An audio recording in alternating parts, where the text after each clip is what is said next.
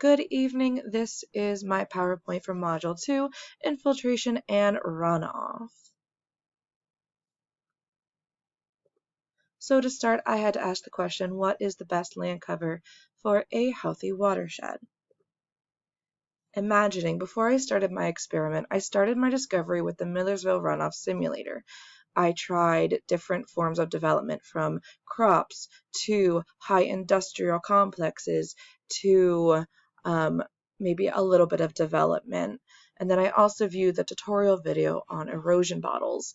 With these two resources, I was able to brainstorm some materials that I could use in my model. Which standards did I decide to use? I chose to use the NGSS standards for K through 2 since I do teach kindergarten. The standard that I chose was compare multiple solution designs to slow or prevent wind or water from changing the shape of the land. I liked the example of using shrubs, grass, and trees to hold back the land.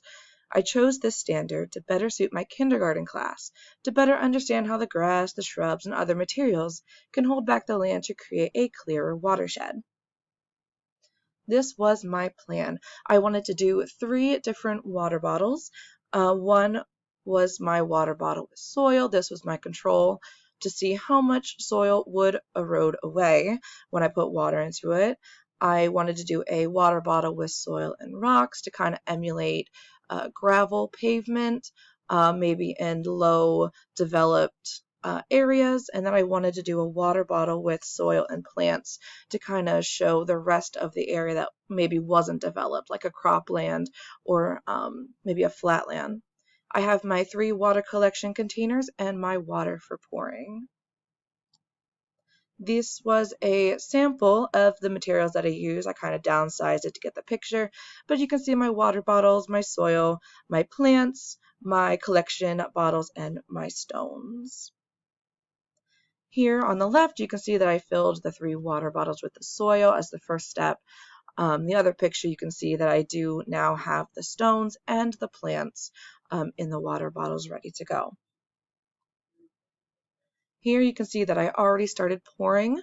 I already poured the first one, and you can see that there is a lot of soil in that water. And you can see my daughter, she is 4, she is helping me out with this experiment as I pour the second bottle full of water with the stones.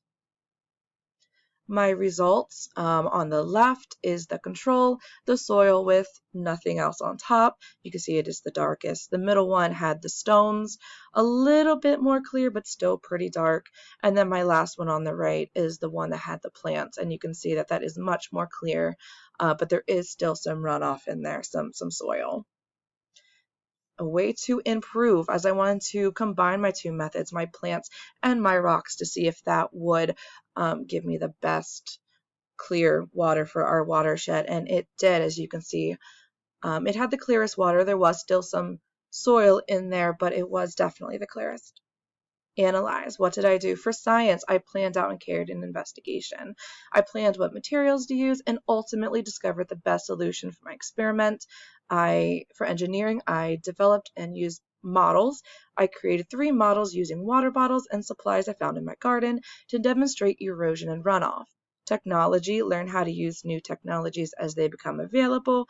I used the Millersville simulation and erosion bottle video, both new to me, as guides and inspiration for my project, and in mathematics, make sense of problems and persevere to solve. I ran into a few challenges in my work, but was able to persevere through and was able to overcome the challenges. Thank you for listening.